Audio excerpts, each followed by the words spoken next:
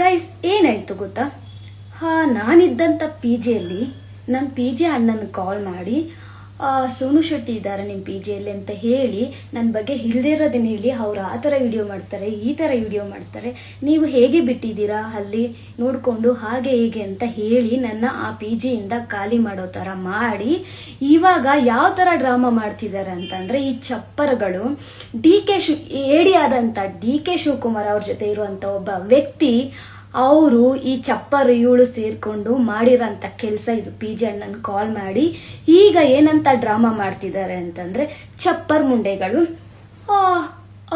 ಅಲ್ಲಿಂದ ನಾವು ಹೋಗಿದ್ವಿ, ಸೋನು ಶೆಟ್ಟಿ ಅಲ್ಲಿಂದ ಪರಾರಿಯಾಗಿದ್ದಾರೆ, ಅಲ್ಲಿಂದ ಹೋಗಿದ್ದಾರೆ ಅಂತ ಹೇಳಿ ಇನ್ನೂ ಕೆಟ್ಟದಾಗಿ ಬಿಂಬಿಸ್ತಾ ಇದ್ದಾರೆ. ಇವ್ರಿಗೆ ನಾಚಿಕೆ ಆಗಬೇಕು ಗುರು. ಡೈರೆಕ್ಟಾಗಿ ಆಗಲಿ ನನ್ನ ಏನೂ ಮಾಡೋಕ್ಕಾಗ್ದೇನೆ ಈ ಥರ ಎಲ್ಲ ಡ್ರಾಮಾ ಮಾಡ್ತಿದ್ದಾರೆ.